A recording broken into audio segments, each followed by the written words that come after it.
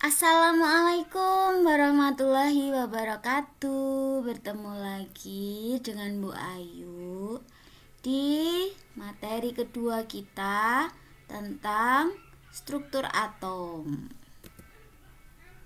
Oke, kita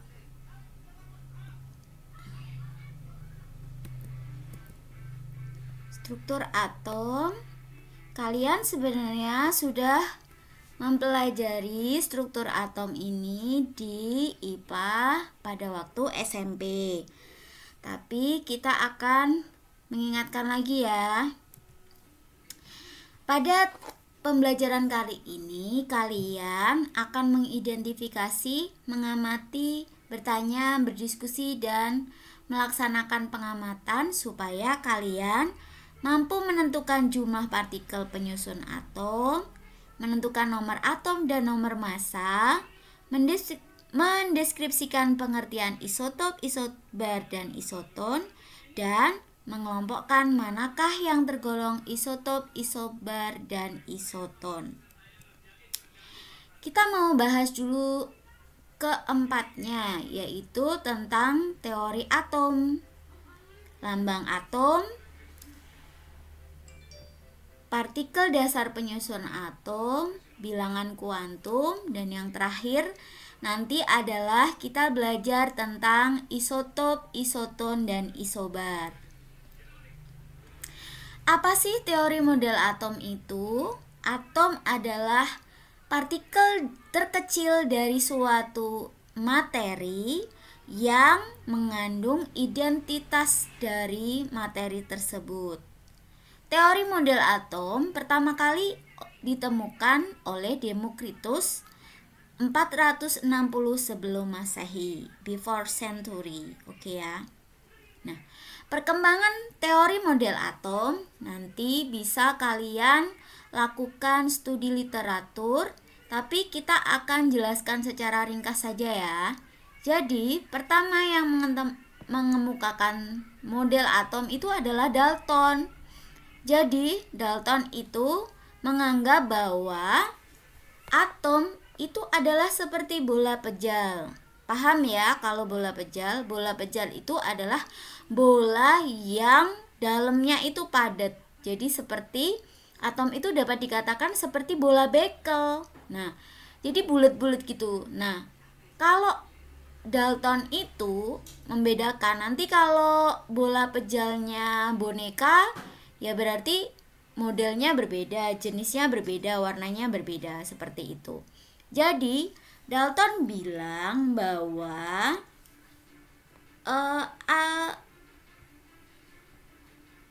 atom itu seperti bola pejal, jadi bola yang terisi penuh. Kemudian selanjutnya pada waktu itu Thomson menemukan elektron, bahwa elektron ini dengan menggunakan tabung sinar katoda, ternyata ada partikel loh di dalam atom itu, sehingga Thomson mengemukakan bahwa atom itu seperti roti kismis. Loh, kok bisa seperti roti kismis? Jadi atom itu terdiri dari inti dan elektron itu tersebar di permukaan bolanya. Jadi sama seperti kalau kita beli roti kismis, kan kismisnya itu ada yang di dalam, ada yang di luar. Bentuknya itu tersebar di permukaan bola pejalnya. Kemudian pada waktu itu Rutherford menemukan partikel dengan partikel neutron. Jadi ada partikel menemukan dengan percobaan sinar alfa. Dengan percobaan sinar alfa ini, Rutherford mengemukakan bahwa atom itu seperti tata surya. Jadi tidak seperti bola pejal yang ada roti kismisnya, ada elektronnya. Jadi ketika melakukan percobaan ini ditemukan bahwa atom itu tidak pejal, tetapi ada inti Di dalam intinya ini ada protonnya dan ada neutronnya. Kemudian dikelilingi oleh elektron seperti sistem tata surya kita. Jadi ini matahari dan ini adalah tata suryanya. Kemudian oleh Niels Bohr. Kalau Niels Bohr ini dengan percobaan spektrum atom hidrogen, jadi atom itu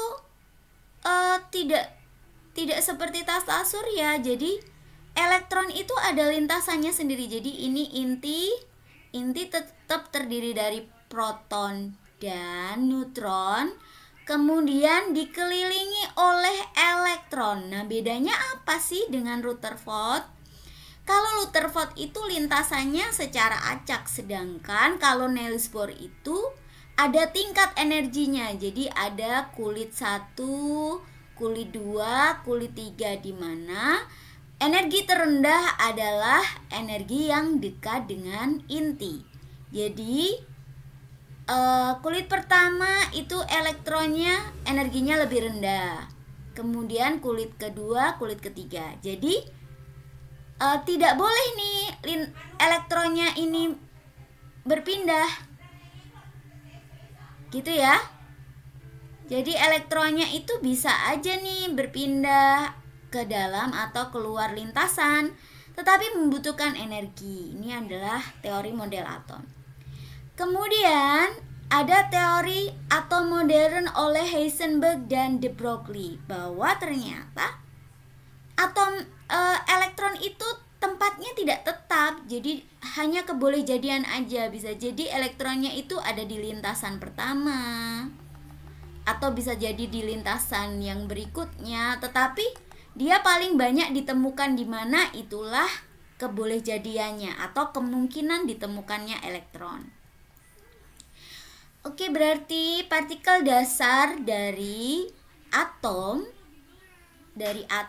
itu ada 3, yaitu proton, neutron, dan elektron. Proton itu punya muatan +1, neutron itu berarti 0 atau netral, kemudian elektron itu adalah -1. Nah, paham ya? Kalau dia netral itu apa sih? Netral itu berarti tidak ada positif dan tidak ada negatif. Berarti ketika atom netral, maka jumlah proton itu sama dengan jumlah elektronnya. Jadi kalau protonnya +1, maka elektronnya juga -1. Karena +1 sama -1 kan jadinya 0. Seperti itu ya. Jadi kalau dia netral, maka dia proton dan elektronnya sama. Proton sama dengan elektron jika atomnya itu netral. Selanjutnya kita akan menuliskan lambang atomnya nih. Lambang atom itu apa toh? Tadi sudah dibilang lambang atom. Lambang atom adalah notasi yang digunakan untuk menuliskan suatu unsur. Jadi biar kita mempelajarinya lebih mudah. Nah, suatu unsur ini bisa ada 2 caranya, yaitu kalau dia 1 huruf maka harus dituliskan dengan huruf besar. Kalau dia 2 huruf, jadi kalau 1 huruf maka dia harus huruf besar. Sedangkan kalau 2 huruf maka dia harus huruf besar dan huruf kecil. Huruf besar dan huruf kecil. Jadi misalnya ada oksigen. Nah, oksigen ini kita sebutnya O saja. Tapi kalau misalnya N itu berarti nitrogen. Tapi kalau sudah Na, nah ini kan 2 huruf. Kalau 2 huruf berarti yang satunya huruf besar, yang satunya huruf kecil. Huruf kecilnya ini boleh diambil dari huruf kedua atau huruf tengah atau huruf terakhir. Contoh misalnya kalau kita nulis radon. Nah, Radon ini tidak bisa ditulis dengan Ra gitu, karena Ra itu miliknya radium. Nah, kalau gitu dia ditulisnya dengan huruf berikutnya, yaitu Rn. Seperti itu ya. Nah, nanti kalian akan kenal namanya tabel. Nah, tabel sistem periodik unsur. Kamu boleh beli di toko buku. Di toko buku terdekat ada, itu di toko buku Arya di Purwantoro. Kalian beli tabel periodik itu, kalau nggak salah harganya cuma 1.000 kalau nggak 2.000. Nah, di tabel SPU sistem periodik unsur nih, lihat ya, ada hidrogen itu ditulis satu huruf. Nah, oh ya, tadi belum ya, maaf. Oke, yang bawah ini dilambangkan dengan Z, yaitu menunjukkan nomor atom. Nomor atom tuh kayak nomor absen. Jadi nomor absennya atom tuh di nomor berapa, seperti itu. Sedangkan nomor massa itu sama saja dengan beratnya. Jadi masanya tuh berapa si atomnya itu. Nah, nomor atom itu didapatkan dari jumlah proton. Jadi kalau kita sudah tahu jumlah protonnya, tahu nomor atomnya dong ya. Sedangkan nomor massa itu didapatkan dari jumlah proton dan jumlah ditambah jumlah neutron. Jadi kalau mencari neutron gimana caranya? Berarti untuk cari neutron ya nomor massa dikurangi dengan jumlah protonnya. Seperti itu. Oke ya, bisa ya. Jadi lambang atom itu notasi unsurnya bisa huruf besar atau huruf besar huruf kecil, 2 huruf. Kalau 1 huruf besar. Kalau 2 huruf maka yang 1 huruf besar, yang 1 huruf kecil. Oke, balik lagi ke tabel sistem periodik unsur. Tabel periodik unsur bentuknya nggak seperti ini ya, Bu Ayu cuma ambil sedikit saja potongan tabel SPU-nya. Jadi ini ada yang 2 huruf, ya 2 huruf. Ada 1 huruf, kok ada yang 2 huruf, ada yang 1 huruf, ya berarti kalau sudah ada penggunaan 1 huruf, misalnya ada B itu miliknya boron. Nah, berarti nggak boleh nih pakai huruf B lagi, karena B itu sudah miliknya boron, maka kita menggunakan Be itu berilium. Nah, kalau di SPU itu penulisannya tidak seperti di sini ya, tidak seperti lambang tadi. Jadi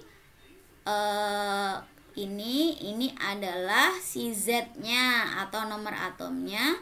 Nah, ini adalah A-nya atau nomor masanya. Nah, ini kalau angkanya kurang dari 5, maka ini A-nya dibulatkan jadi 24. Jadi kalau kita nulis lambang atomnya jadinya gimana? Berarti magnesium, nomor atomnya berapa? Nomor atom kan tadi nulisnya di bawah ya. Berarti ini 12. Terus nomor masanya jadinya berapa? Jadi 24. Nah, gitu kita nulisnya ya. Tapi kalau di SPU bisa nyarinya nomor atom ini yang ini ya. Nomor masanya yang bawah, yang koma-koma itu berarti nomor masanya, beratnya. Oke, kalau kayak gini berarti gimana nih? Coba kalian nyoba dulu nih, berapa proton, elektron, dan neutronnya. Proton, elektron, dan neutronnya. Saya hitung sampai 5 ya.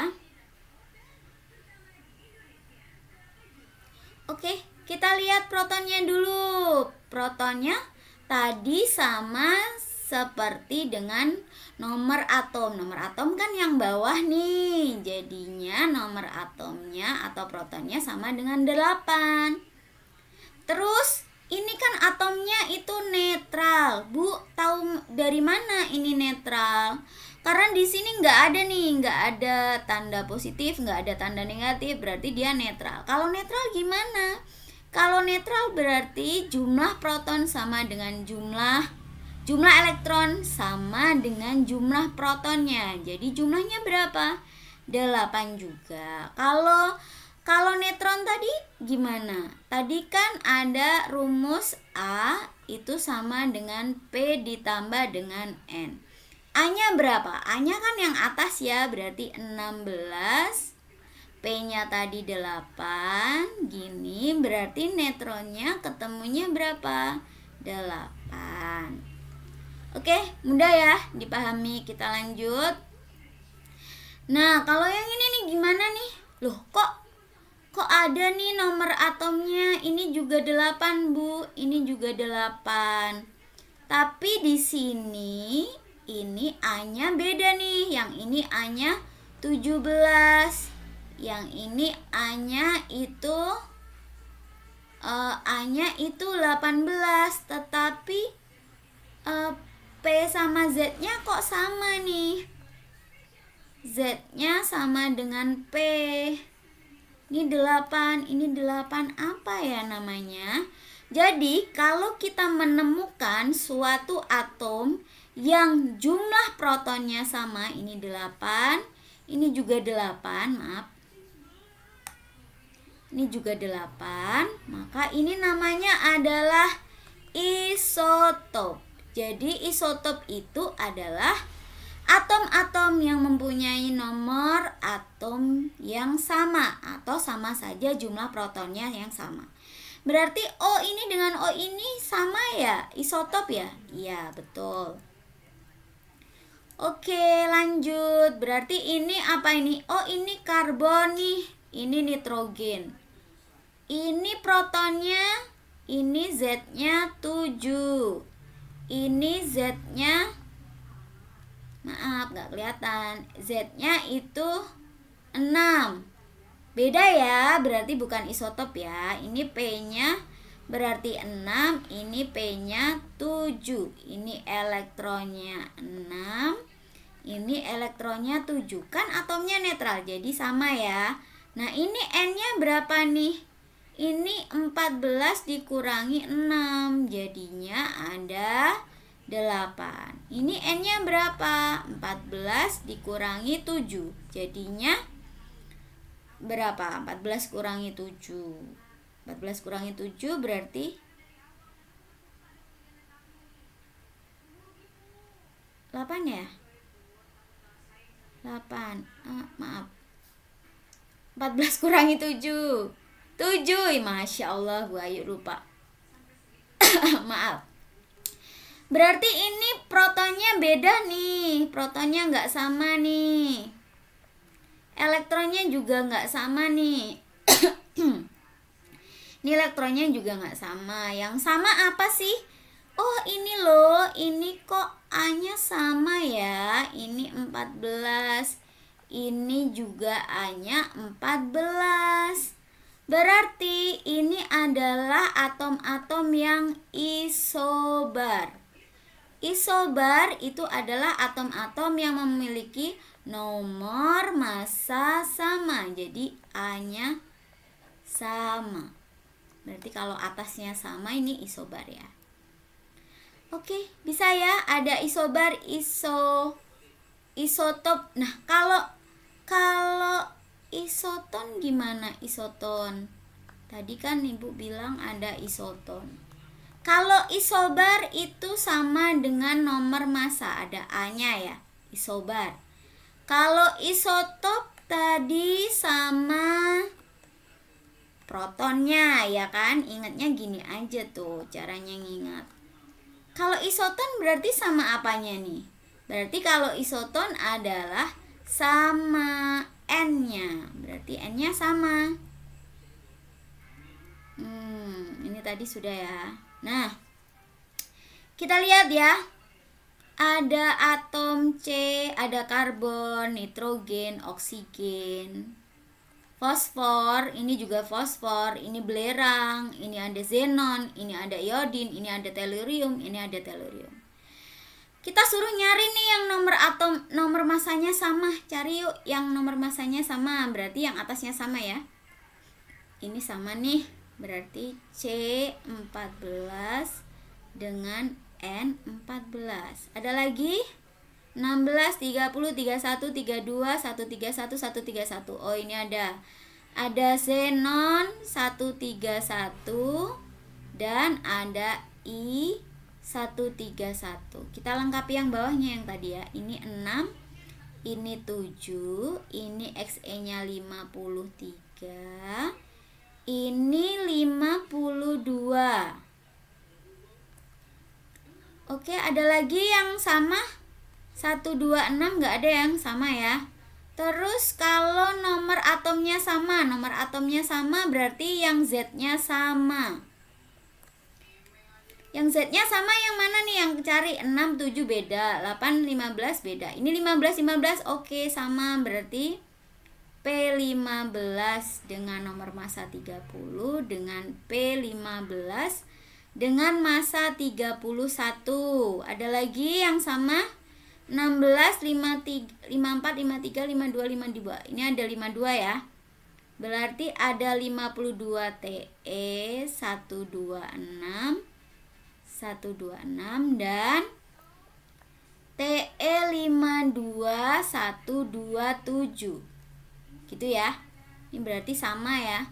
Kalau jumlah neutron sama gimana ya? Berarti kita tinggal kurangi aja nih yang atas sama yang bawah ini.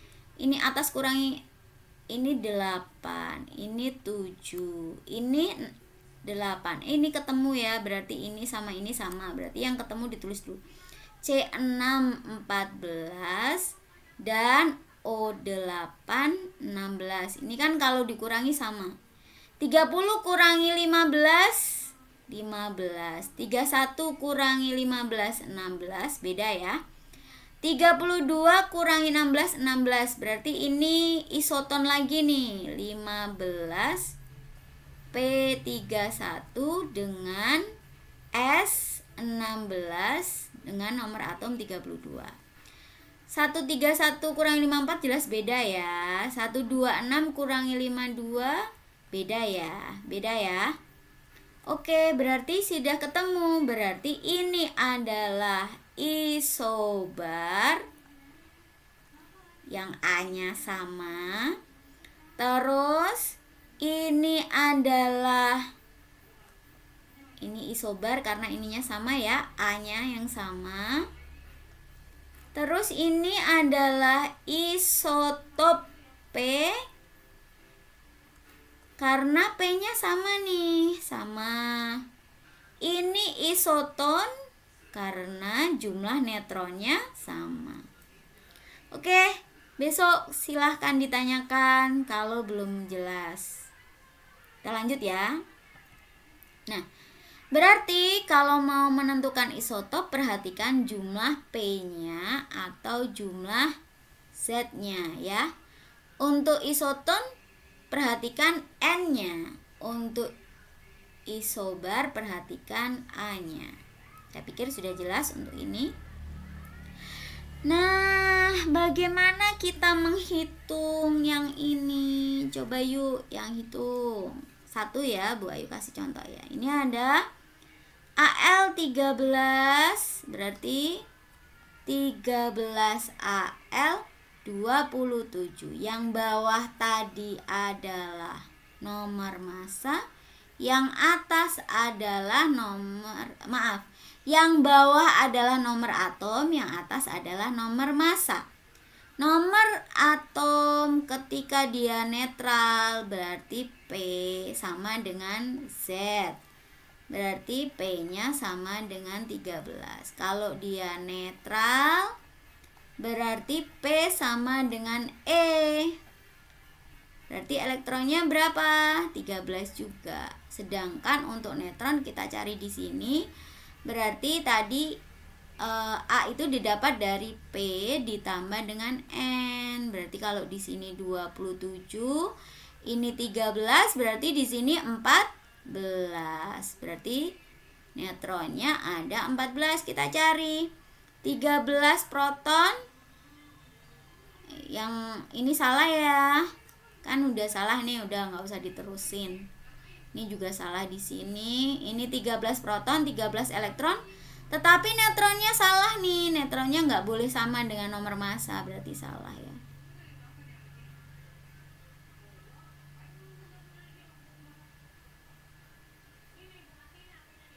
Ini kok pilihannya nggak ada yang benar ya.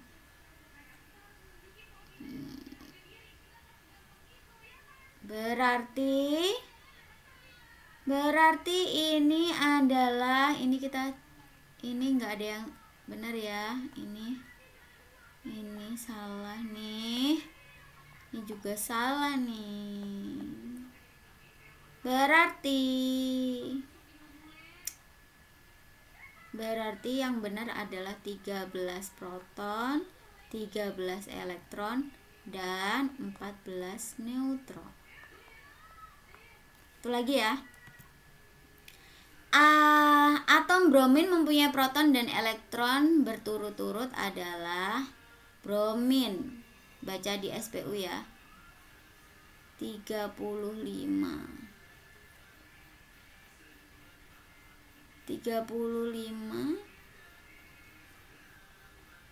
dan 80. Berarti protonnya sama dengan ini, berarti 35. Elektronnya berarti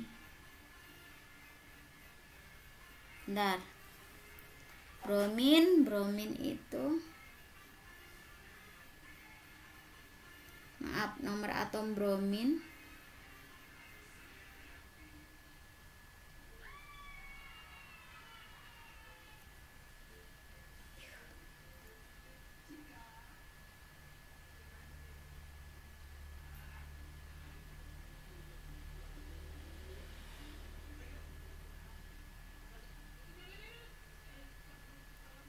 nomor masanya 80.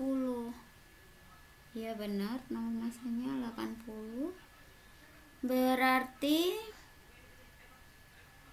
elektronnya 35, neutronnya berarti A-nya kan 80. Itu berasal dari P plus N, berarti 80 dikurangi 35 itu sama dengan N, berarti N nya sama dengan 45. Berarti kan berturut-turut protonnya 35. Benar nih, 35 ini salah. Neutronnya itu ada 45. Berarti yang 45 yang mana? Yang ini. Berarti jawabannya yang B. Gitu ya. Oke. Nah, suatu unsur tersusun oleh 19 proton, 19 elektron, dan 20 neutron. Disuruh nyari nomor atom, nomor masanya. Oke, kita cek ya. Karena suatu unsur kita X aja. Protonnya 19, berarti nomor atomnya ya 19. Berarti di sini 19. Terus elektronnya 19, elektron tidak memiliki pengaruh apa-apa ya. Terus kita tinggal nyari A-nya. A-nya itu adalah P ditambah N. P-nya berapa? 19. N-nya berapa? 20. Jadi 39. Kalau gitu nomor atomnya 19 benar, nomor masanya salah. Kalau 19, nomor atomnya 20, nomor masanya 20 salah, nomor atomnya 30 salah. Oke. Ini silahkan tulis di buku catatan kalian. Tentukan jumlah proton, elektron, neutronnya. Nah, masih kuat nggak? Kita masuk ke yang terakhir. Jadi ada namanya bilangan kuantum. Bilangan kuantum ini sesuai dengan teori model atom terakhir bahwa elektron itu adalah kebolehjadian. Kebolehjadian itu gimana sih? Kebolehjadian itu kemungkinan ditemukan elektron, seperti itu. Nah, bilangan kuantum itu ada 4. Jadi ini untuk menunjukkan. Menunjukkan bilangan kuantum utama itu kulitnya. Jadi kalau tadi inti, terus ini ada kulit pertama, kulit kedua, kulit ketiga. Ini tadi inti ya. Ini kulit pertama, kulit kedua, kulit ketiga. Terus kemudian ada kulit keempat. Nah, kulit pertama Di kulit pertama ini baru ada subkulit S. Di kulit kedua itu ada SP. Di kulit ketiga itu SP dan D. Kulit keempat ada S, ada P, ada D, dan ada F. Gitu ya. Di kulit 1 hanya ada S, di kulit 2 ada SP, di kulit ketiga ada SP dan D, di kulit keempat ada SP, D, F. Gitu ya. Nah, ini itu berarti angka 1, 2, 3-nya itu adalah N. Ini N. Ini juga N. Ini juga N. Nah, SPDF ini itu jadi untuk bilangan kuantum azimut, kalau dia itu S, dia nilainya 0. Kalau dia P, dia nilainya 1. Kalau D itu nilainya 2. Kalau F itu nilainya 4. Berarti kalau ada N1, berarti kemungkinan bilangan kuantumnya 0. Bilangan kuantum azimutnya apa?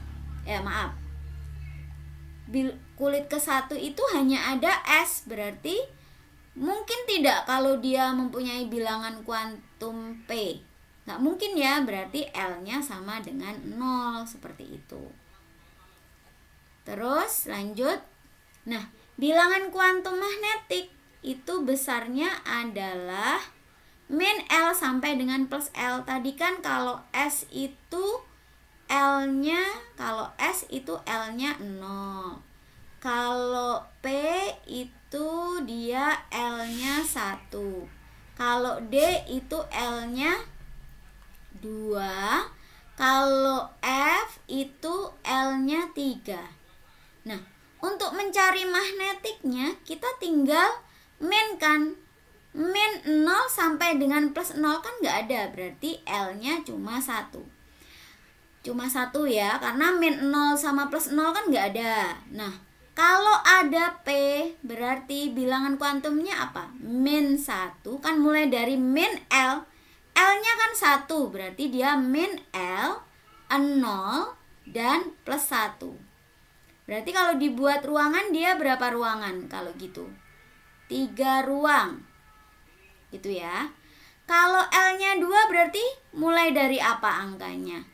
Min 2, min 1, 0, plus 1 sampai dengan plus 2. Berarti berapa nih ruangannya? Ada 5. 1, 2, 3, 4, 5.